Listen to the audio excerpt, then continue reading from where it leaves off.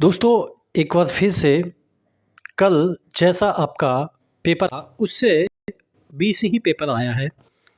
लेकिन मुद्दा ये है कि आज का एग्ज़ाम समाप्त होने के बाद क्या कुछ आज घटित हुआ।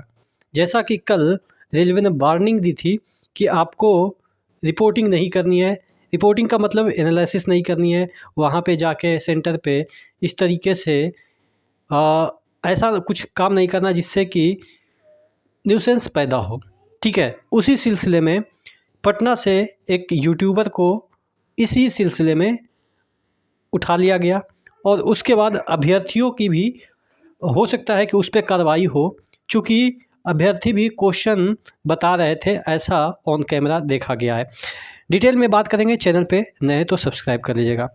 देखिएगा, सबसे पहले तो एक अपडेट आया है, उस पे पहले बात कर लेते हैं कि आपका एग्ज़ाम यहाँ पे देखिएगा प्रयागराज में notice for rescheduling of CBT 1 of candidate who could not complete the exam due to technical problem scheduled on 26/11/2024 shift 1 at venue जो है वो आप 9500 इंटर कॉलेज प्रयागराज।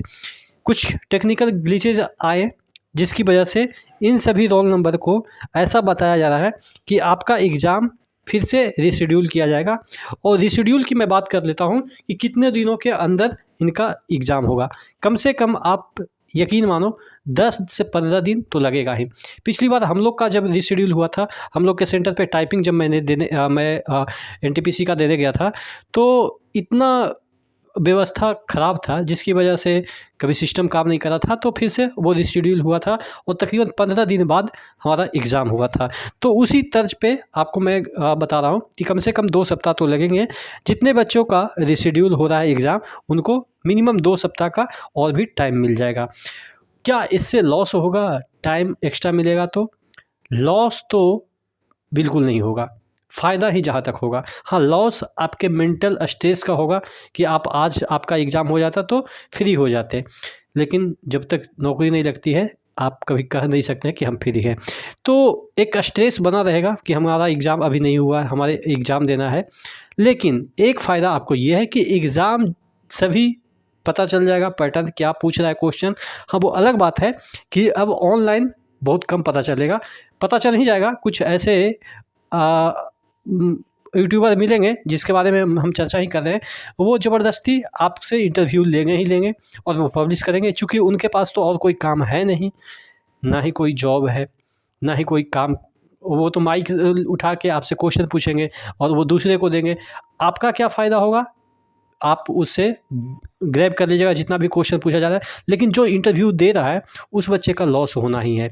आज नहीं तो कल होगा ही होगा, चूँकि आप जिस तरीके से देख रहे हैं कि आज पटना की मैं बात कर रहा हूँ, हालाँकि ओपनली तो नहीं बता सकता चूँकि ये भी कॉन्फिडेंशियल है कि सेंटर के सामने वही माइक लेके पहुँच गए और सेंटर वाले तो पहले से ही उन लोगों पे खफा रहते हैं कि यही लोग मेन जड़ है कि कुछ भी हम लोग गलत करते हैं, गलत या आप कह सकते हैं कि कुछ भी छुपा नहीं सकते इन लोगों की वजह से।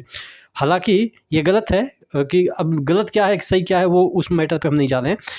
तो एग्ज़ाम सेंटर वाले तो खुद इतने चिढ़े रहते हैं इन जो माइक लेके इधर-उधर घूमते रहते हैं और बस कंप्लेन कर दिए कि ये उस तरीके का क्वेश्चन जो है वो बाहर सर्कुलेट कर रहा है।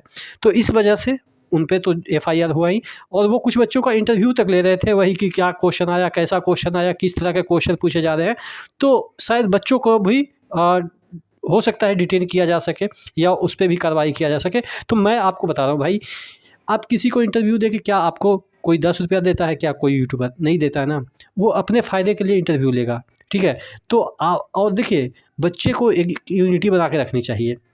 अब आपको देना है वो अलग बात है, आप हीरो बनना चाहते हैं, क्या किसी यूट्यूबर को आप इंटरव्यू दे देंगे तो क्या आप नेशनल हीरो हो जाएँगे क्या? 2-4 लोग देखेंगे उसके बाद भूल जाएँगे, कौन है, क्या है, कोई फ़र्क नहीं पड़ता किसी को, सब अपने फ़ायदे के लिए हैं।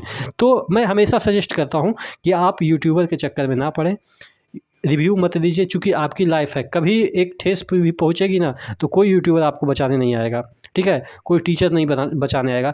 तो हालाँकि यूट्यूबर आपको एनालिसिस करके देता ही रहेगा, चूँकि उनके पास कोई काम ही नहीं है, कितना भी। अब देखो, कहीं शराब बंद है तो क्या शराब कभी बंद हुआ है? नहीं।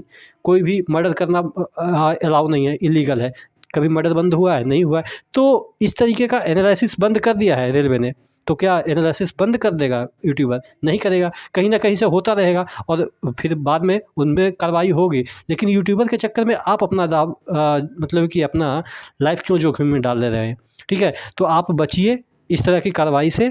और अभी पता नहीं, बच्चों के बारे में तो नहीं पता चला है, लेकिन हाँ, यूट्यूबर को पुलिस ने डिटेन किया है। अब देखते हैं कि क्या कार्रवाई होती है, एफआईआर दर्ज करके छोड़ दिया जाएगा या कुछ और। जैसे इन्फॉर्मेशन मिलती है तो मैं आपको अपडेट कर दूँगा। नेक्स्ट वीडियो में मिलते हैं, तब तक के लिए जय हिंद।